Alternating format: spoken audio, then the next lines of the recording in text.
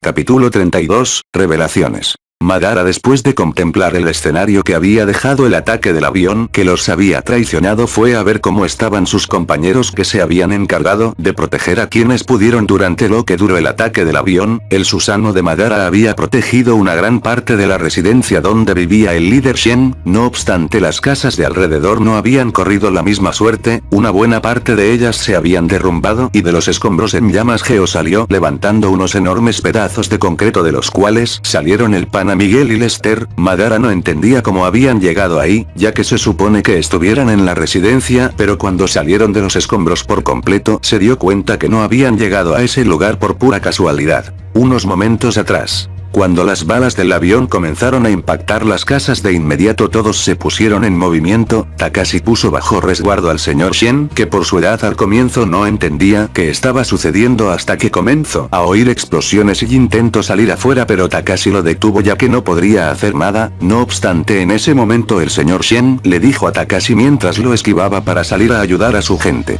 chaval, prefiero morir con mi gente que sobrevivir a costa de ellos. Dicho esto, el señor Shen salió corriendo de su residencia. En el mismo momento que ocurría esto, el pana Miguel y Lester habían ido a asegurar las puertas de la residencia para cerrarlas lo más pronto posible, pero cuando las iban a cerrar, el pana Miguel vio que afuera 4 niños que habían estado jugando por el lugar confundidos veían al cielo con temor mientras una línea de balas que impactaban con el suelo iban directamente hacia ellos. Miguel, al ver cómo los niños asustados y confundidos se habían quedado inmóviles, recordó a varios de sus amigos que murieron a manos de los saqueadores como esclavos, así que no se lo pensó 2 veces y salió corriendo para salvarlos. Lester, que ya estaba cerrando la puerta, al ver que el pana repentinamente salió a la calle, le gritó confundido: Miguel, ¿a dónde carajos vas? Al comienzo Lester estaba enojado, pero apenas vio hacia dónde se dirigía el pana se lo pensó un poco y finalmente dijo para sí mismo: ya que, vamos a salvar a esos niños. La línea de balas impactando el suelo estaban a punto de alcanzar a los niños cuando llegó el pana Miguel y sujetó a 2 niños que se disponía a lanzar a un costado para lanzar a los otros 2 que faltaban, pero cuando estaba a punto de lanzarlos llegó Lester y agarró a los otros 2 niños mientras le hacía una seña a Miguel con la cabeza. Miguel captó lo que le quiso decir y ambos se lanzaron hacia un lado justo antes de que la ráfaga de balas impactara el lugar. Habían logrado salvar a los niños y ahora solo había que ponerlos a resguardo en la residencia. No obstante, en ese momento sonó la explosión de los misiles aire-tierra en la parte superior de la residencia. Miguel y Lester no tuvieron tiempo ni para levantarse, pues en ese momento, debido a la explosión, un muro de la residencia les cayó encima. Miguel y Lester solo se resignaron a proteger a los niños, esperando servir aunque sea de escudo. El muro cayó de lleno sobre ellos, cubriéndolos del fuego que también se originó por la explosión. Miguel ya se creía muerto, pero después de unos segundos se extrañó de no haber sentido ningún tipo de impacto. Lester también ya se daba por muerto cuando vio como el muro veía hacia ellos, pero al no sentir nada miró a su alrededor y descubrió que el muro en efecto se había derrumbado y ahora estaba a unos cuantos centímetros de él. Parecía un tipo de ilusión que lo dejó confuso, pero en eso la voz de uno de sus compañeros lo hizo volver en sí. Había sido Geo, que al ver lo que hacían sus compañeros no lo dudó un segundo y se lanzó a aguantar el muro, que después de unos segundos terminó quebrándose por su propio peso. Geo había resistido el peso del muro, pero hacer esto lo había dejado un poco herido, pero al parecer no le afectó mucho, ya que después de lanzar a un costado los escombros se irguió como si nada. No obstante, unos segundos después cayó sobre sus rodillas y la sangre comenzó a salir de su boca. De inmediato Miguel y Lester fueron a acudir a su amigo, pero él les hizo una seña para que se detengan. Después les señaló a los alrededores y ahí fue donde ellos, al ver a su alrededor, se dieron cuenta de la gravedad de la situación en la que había quedado el lugar después del ataque del avión.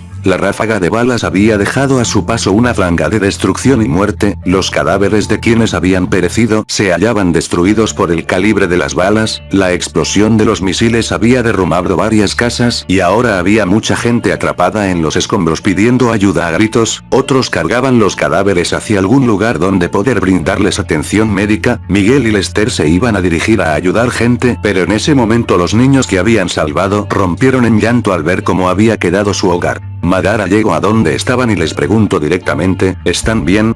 A lo que Miguel y Lester asintieron rápidamente, pero en ese momento se acordaron que Geo estaba escupiendo sangre, pero cuando voltearon a ver a su amigo este estaba de nuevo en pie consolando a los niños. Al ver esto Madara recordó que cuando se encontró por primera vez con Geo este se hallaba cuidando y protegiendo a unos niños que habían quedado huérfanos tras el ataque de una horda que había arrasado una base de supervivientes en las montañas. Después de ser rescatado Geo se unió al nuevo amanecer logrando muchas cosas y ahora a pesar de estar herido era capaz de consolar a quienes se ahogaban en llantos. Madara ya se había reunido con la mayoría de sus compañeros, pero faltaba Takashi que hasta ahora no se había hecho presente extrañamente. Madara se concentró para sentir su presencia y cuando la captó notó que Takashi se hallaba a varias cuadras rodeado de mucha gente que por lo visto estaban a la defensiva con él por algo. Además de eso Madara no podía sentir la presencia del señor Shen adentro de la casa donde se supone estaría custodiado, así que fue a buscar a Takashi para saber qué había pasado.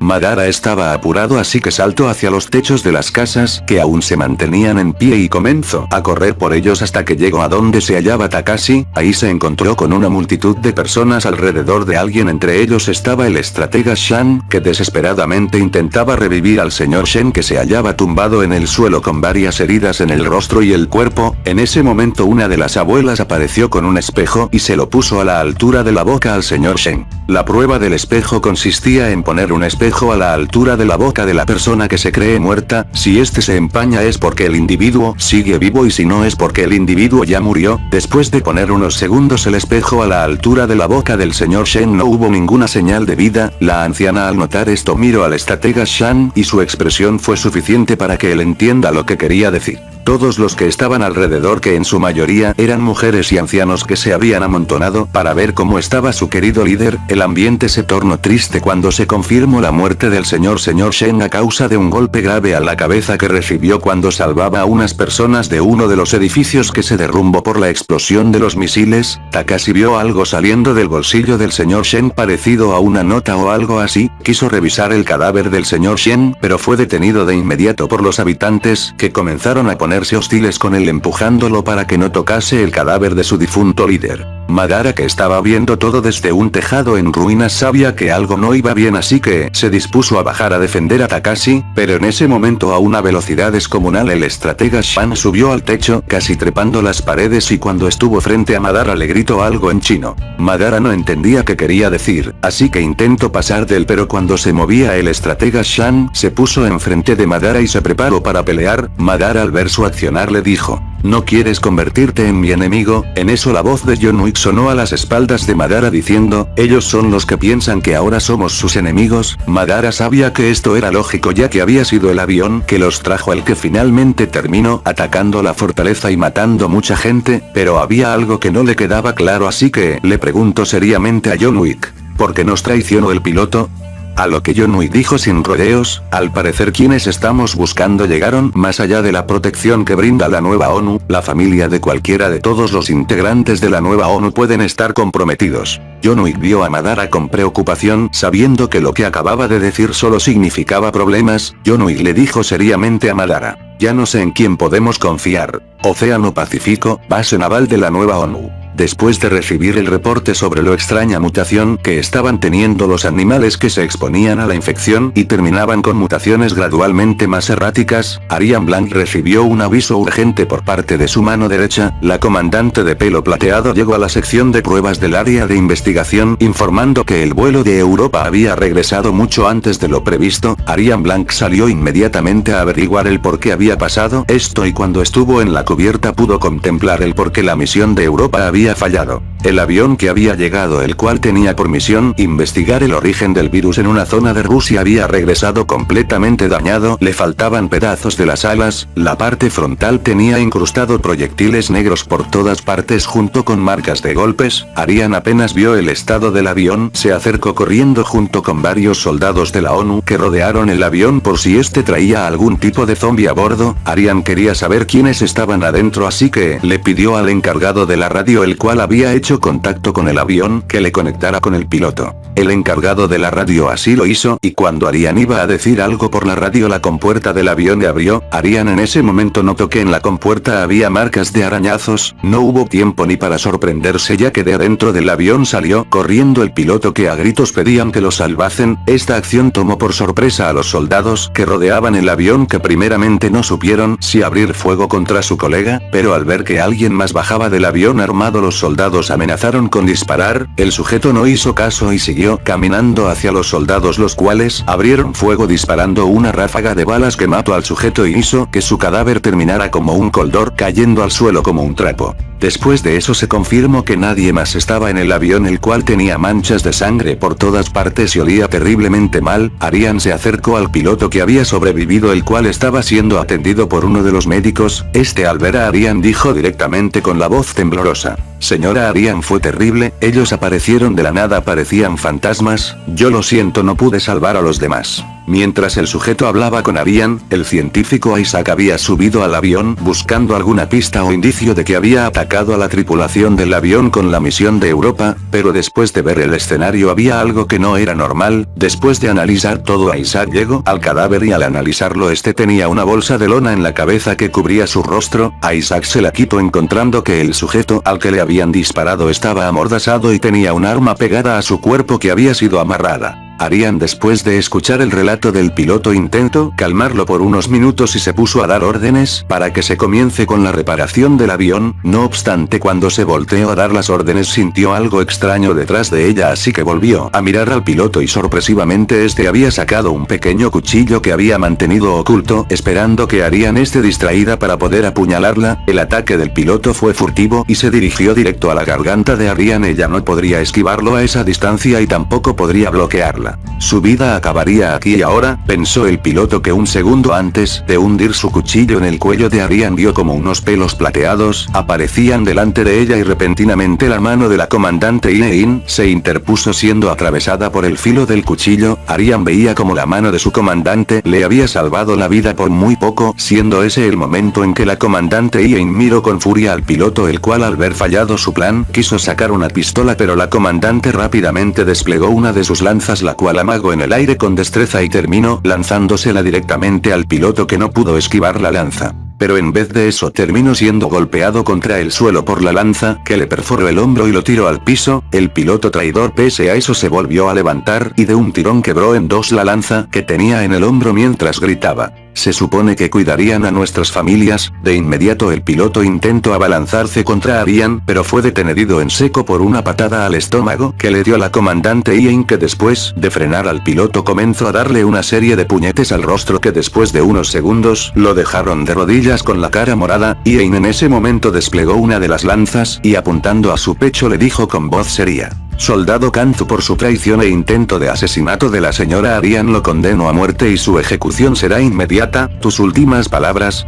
El piloto, con lo poco de fuerza que le quedaba, desvió su mirada de la comandante hacia Arian y cuando iba a ejecutarlo el piloto dijo, casi gritando mientras unas lágrimas salían de su rostro: usted nos lo prometió, usted nos dijo que protegerían a nuestras familias, nos mintió a todos, maldita seas Arian. El piloto no terminó de hablar, pues la comandante atravesó su pecho con la lanza, perforando su corazón matándolo casi al instante. Arian, al ver cómo caía al piso el cadáver de uno de sus subordinados de confianza, se preguntó qué estaba pasando. La respuesta no tardó mucho en venir a su cabeza, así que, sin dejar pasar más tiempo, cogió el radio y le dijo por esta: contáctame con la base de Sudamérica. Lugar desconocido. En una sala alguien recostado sobre su sofá veía unas pantallas enormes donde había varias imágenes que no se distinguían claramente. El sujeto en la silla se levantó y fue hacia su escritorio donde había apostado una cápsula de líquido amarillo en el cual flotaban unos objetos extraños. En ese momento alguien tocó la puerta de su oficina mientras una voz decía: señor, ya ubicamos de manera precisa al conglomerado de barcos de la nueva ONU, ¿deberíamos comenzar el ataque? El sujeto, que estaba contemplando el líquido amarillo con mucha atención, respondió a lo que había dicho la voz desde afuera: no, aún no es momento, primero hay que ver qué hacen los híbridos. La voz del otro lado dijo, entendido, no desplegaremos a los escuadrones de la muerte aún. Se oyó como la persona de la voz se iba y cuando sus pasos ya no se oyeron, el sujeto que estaba contemplando la cápsula se movió rápidamente hacia una ventana mientras decía, evolucionaremos aunque para eso tengamos que dejar de ser humanos. El sujeto dijo esto mientras veía por la ventana un enorme salón donde un montón de gente con trajes blancos embarrados de sangre y viseras estaban experimentando con cuerpos de zombies, aún moviéndose, a los cuales les estaban seccionando todo el cuerpo en busca de los núcleos que se generaban dentro de ellos. Pedazo a pedazo la sangre junto con montañas de tripas negras abundaban el lugar. Su propósito no estaba claro, pero sin duda alguna la relación de ellos con la infección era bastante clara. China, provincia de Gansu. Bosque de bambú. Un zombie corría en 4 patas a toda velocidad por en medio de los árboles. Su velocidad era descomunal y su destreza al moverse era descomunal. Después de sortear varios árboles, este zombie da un salto extendiendo una de sus enormes garras para golpear de lleno a su presa, pero para su desgracia su presa, a la cual ya tenía entre sus garras, desapareció antes de poder acertarle el golpe. El zombie no sabía cómo es que su presa se movía tan rápido. La explicación era sencilla, era Madara quien para su desgracia estaba intentando cazar. Después de desaparecer de las garras del zombie, Madara apareció atrás de este y le dio un corte seco con su katana. El zombie comenzó a moverse a todos lados mientras rugía de dolor. Pero tras unos segundos de moverse al zombie se le terminó cayendo un pedazo de la cabeza y por último el zombie se derrumbó sobre un bambú gigante que se desplomó junto a otros árboles, dejando ver como un sendero de cadáveres de zombie se extendía a lo largo de todo el camino hasta donde estaba parado Madara, que guardó su katana y caminó de frente hacia un edificio abandonado que tenía un letrero que decía: bienvenidos al Parque Jurásico, bienvenidos al laboratorio del bosque de bambú. Madara entró rápidamente por la puerta, pero apenas dio un paso dentro del territorio del laboratorio, muy a lo lejos pudo oír el sonido de las cabezas de dragón en funcionamiento. El tiempo le jugaba en contra, así que debía encontrar la información y regresar antes de que el tiempo de su grupo se acabe. Final del capítulo 32. Y bueno gente, hasta aquí el capítulo de hoy. Como ya saben, subo capítulo de manera semanal ya que ando ocupado con mi carrera. Bueno, espero les esté gustando y si es así, no olviden comentarlo ya que eso me da fuerza para seguir esta historia. Bueno, sin nada más que decir, cuídense, hagan sus tareas y duerman temprano. Les ha hablado Lector y conmigo será. Hasta la próxima. Hasta la próxima.